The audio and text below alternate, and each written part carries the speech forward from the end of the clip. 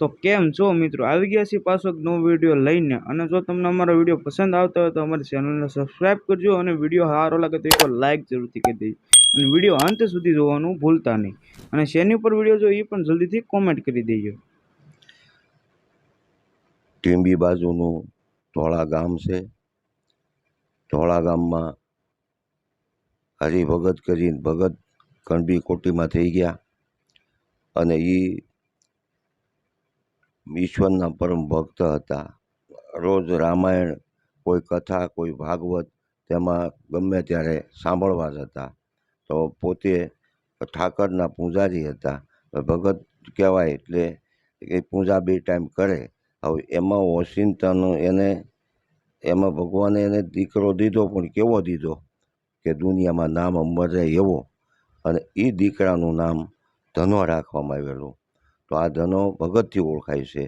તો ધના ભગતને એના બાપુએ કીધું કે ધના કે હા, આજે તું મારે ગામ જવું છે તો બહાર ગામ મારે એકાદો દી રોકાવું પડે. પહેલાં બધા રોકાતા ગામ જાય તો 2 દી 1 દી આનંદ કરતા રહેતા, સત્સંગ ભજન કરે ને લેટ કરતા. હવે એમાં કે ભાઈ તારે અમારા ઠાકરને થાળ ધરાવવાનો તારી માથે આવશે ધના. તો ધના ભગતની ઉંમર 7 વર્ષની જ હતી. તો એ ધના ભગત કે વાંધો નહીં કે જાઓ બાપા. એ જ્યાં બહાર ગામ ગયા ત્યાં ધના ભગતે રોજના નિયમ પ્રમાણે એના બાપા જે થાળ ધરાવતા એ પ્રમાણે થાળ ધરાવવા મંદિરમાં ઠાકોરજીની પાસે ગયા. તો ઠાકોરજીને કીધું કે મારા બાપા જો થાળ જમાડે એવો જ હું તમને જમાડવા આવીશ. તો થાળ જમાડવા બેઠા તો ખરા, પણ થાળ ખાલી ભગવાન તો વાસનાના ભૂખ્યા જ હોય ને, એ કાંઈ થાળ જમી તો ન લે. તો આને એમ થયું, ઘણી વાર લાગી કે હજી મારા ભગવાન કેમ ખાતા નથી. મારા બાપા જ્યારે થાળ જમાડે ત્યારે ભગવાન ખાઈ લેતા અને આજ એ નથી, બહાર ગામ ગયા તે કેમ માર્યા જે હું વાંધો હશે. આ ધના ભગત હઠ કરે છે. તો એમાં ધના ભગતને ખૂબ એવું લાગ્યું, દુઃખ લાગ્યું. બેઠા બેઠા રોવે છે કે મારા બાપા જમાડે તો એ જમી લે, હું જમાડવા આવ્યો તો જમતા નથી. કાંઈ દૂધ ઓછું થતું નથી, કાંઈ રોટલો ઓછો થતો નથી. તો એને એવો બાળ હઠ લીધો એવો. તો એમાં બધાય કહેવા મળ્યા કે ધનાભાઈ, આ થાળ કાંઈ ભગવાન ન જમે. એ તારા બાપા જે જમાડતા એ ખાલી વાસનાના ભૂખ્યા હોય લઈને પછી જમતા, એટલે આવો એનો નિયમ. પણ તું કે ભાઈ કેમ ન જમે રોમાં ઘરે વયો ભાઈ કે નહીં, હું એમ ન આવું, મારે એમ ઘરે નથી આવું, ભગવાન જમે તો જ આવવું. ત્યાં એના બાપા આવી ગયા. તો એના બાપા ગામથી આવ્યા એટલે કીધું કે બાપા તમે જ્યારે ભગવાનને થાળ જમાડો ઠાકોરજીને તારે એ જમી લે, હું જમાડવા જાઉં જમતા નથી. કે કેમ કે ભાઈ રોમાં એ ન જમે વાસના નહીં, કે એ મારે એ સિવાય ખાવું જ નથી, ભગવાન જમે તો જ ખાવું. હવે એ ભાઈ ભગવાનને એમ થયું કે હવે હું જો આ બાળકને હાથો હાથ નહીં જમું તો આ બાળક મારી ઉપરથી નિહાળે અને ભૂખ્યો રહે. એટલે પછી ભગવાને સામેથી થાળ જમવા માટે તૈયાર થઈ ગયા. તો ભગવાનને કે પહેલું બટકું હું તમને મોઢામાં આપું અને પછી તમે મને મોઢામાં આપો તો જ આપણે ખાવું.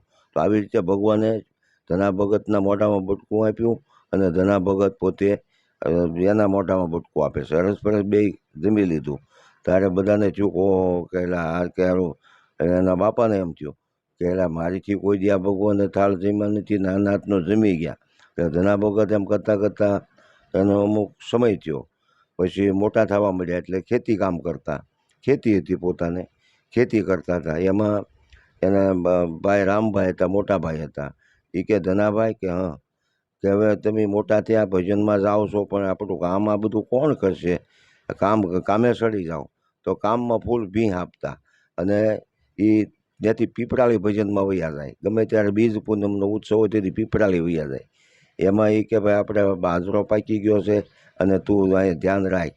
તો કે વાંધો નહીં, પણ એ તો પીપળાળી વયા ગયા હતા, અહીંયા ધ્યાન રાખે ભગવાન. હવે એ ધના વખત પીપળાળી ભજનમાં ગયા. ભજનમાં ત્યાં પહેલાં રાજના માણસો ઝાડમાં હતા હોય ને એ બધા કાપાવી નાખતા, કે ગમે ત્યાં ઝાડ જગ્યામાં વાળાઈ ત્યાંથી બળતણ કાપી નાખે. તો આ ધના ભગતને રાજના માણસો આવીને કહેશે કે ભગત કે હા, તો આ લીમડો છે ને એ અમારે કાપી દેવાનો છે કાલ.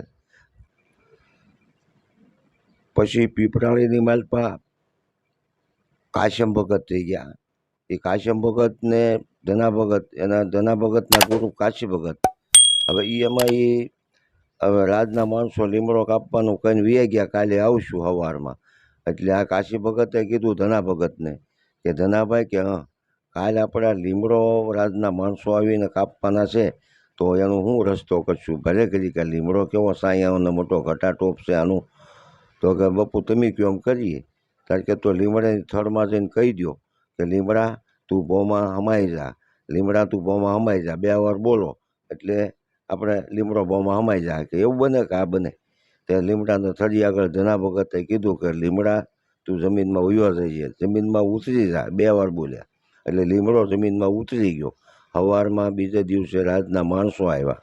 તો રાજના માણસો આવ્યા એટલે કીધું કે આ લીમડો ક્યાંય ગયો? તો કાશી ભગત કે મને ખબર નથી, ધના ભગત કે મને ખબર નથી, જોવા મળો.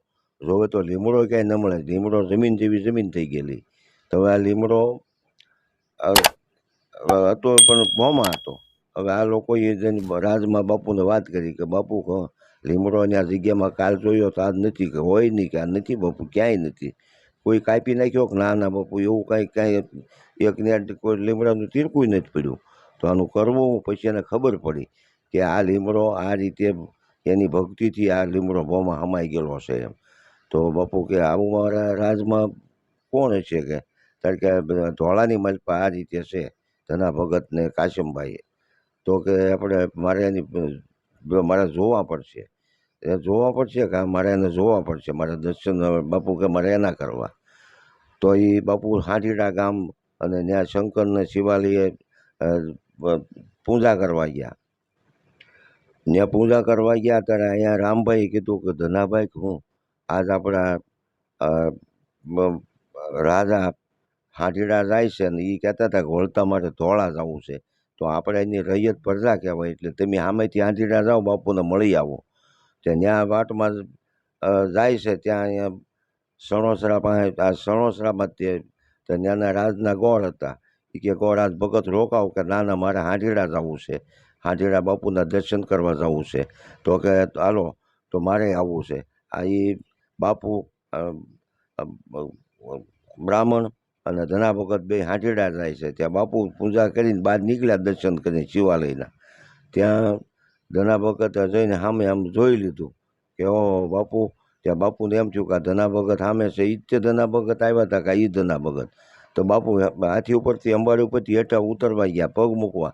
ત્યાં ધના ભગતે હાથ લાંબો કર્યો, કે એક હાથ હતો એવડો જ ને જમણો હાથ લાંબો કરી અને રામ રામ મળ્યા. દરબાર હેઠા ઉતરવા આવ્યા કે ભલે વાહ ભગત, હું હેઠો ઉતરો કે ના બાપુ ના. એ તો કે પણ તમે કોણ? તમે કેવા ભગત, કેવા ભગવાન જેવા ભગત? અને એક હાથ તમારો નાનો ને એક હાથ ઠેઠ હાથીની અંબાડીમાં ત્યાં આવી ગયો. એટલે ત્યાં બાપુ વિશ્વ પામી ગયા કે ઓહો મારા રાજમાં આવા સંત ભક્તો હોય છે, મને અત્યાર સુધી અજાણ હતી. ઓહો. તો પછી એને કહે છે કે હવે તો પછી ત્યાંથી તાંબાનું પતરું લાવી અને ત્યાંથી ધના ભગતને લખી દે છે કે આજથી ભાઈ ધનાભાઈ ધોળા તમારું. બાપુ અમે તો તમારી રૈયત કહેવાય. ના આજથી તમારું ધોળા. જોવે એટલી જમીન તાણ પડે તો કહેજો. અને બાકી આવા મને ખબર નહોતી કે આપના ટેકા દેવા મારા રાજમાં આવા ભક્તો છે એમ. તો આજ મને ખબર પડી કે ભાઈ. પછી ત્યાંથી તાંબાના પત્રે ધોળા લખી દેશે અને ધના ભગત ને ગોળ બાપા બે ત્યાંથી આવી અને સણોસરા પાછા આવે છે. સણોસરા ગોળ બાપાને ઘરે પધરામણી કરવાની હોય. અહીંયા ગોળ બાપાના દીકરાને કીધું હોય કે ભાઈ તું ગામમાં બધે જાહેર કરી દે, વાયક આપી દે કે આજે ભગત આવવાના છે ધના ભગત, અને આજ આપણે સત્સંગ ઘરે રાખ્યો છે એટલે હવે આજે આવજો. તો આવો આમંત્રણ આપી દીધું. અહીંયા ધના ભગત ને ગોળ બાપા બી આવી ગયા છે. હવે એ દીકરો કાંઈ વાડામાં જે કાંઈ કામે ગયો હોય પણ પછી વડે વારો હતો મકાનની બાજુમાં. તો ત્યાં કાંઈક સાણાનું મોઢું હોય છે. પહેલાં માલટો રાખતા ગાવું બકરા ભેવું, એટલે એને સાંટો મને સાણાનો થપારો કરેલો હશે. તો એ થપારામાંથી કાળતરો સર્પ ડસી ગયો. એટલે ભાળ્યો છે બ્રાહ્મણના દીકરાએ ભાળ્યો, પણ છતાં શું કરે ત્યાં ઝેર વ્યાપી ગયું કાળો બોજ. એટલે ત્યાં એને રામશરણ પામે છે. અને અહીંયા ધના ભગતને ભજન સત્સંગનું વાયક આપેલું હોય ગામને. તો હવે બધું એનું મુશ્કેલીમાં મુકાણા હતા. ધના ભગત કે નહીં હાલો જે આપણે જોવા જાય ત્યાં તો ત્યાં મળવું પડ્યું હતું. ધના ભગત કે કોઈ દી ન બને કે આને નાના ઝેર નથી ચડ્યું એમ કહીને ઊભો કરી દીધો બ્રાહ્મણના દીકરાને. પછી રાત આખી આનંદ કર્યો, સત્સંગ ભજન કર્યા, અને પછી ધના ભગતની જય બોલાવી, અને ધના ભગત ત્યાંથી પાછા ધોળા આવે છે. અને આવે એમાં પછી ખેતી કામ કરતાં કરતાં વાવણીનો સમય આવે તો રામભાઈ મોટાભાઈ કહે છે કે ભાઈ તમારે હાથી લઈને જવું પડશે, આ બધા વાવવા મળ્યા, આપણે બાકી રહી ગયા.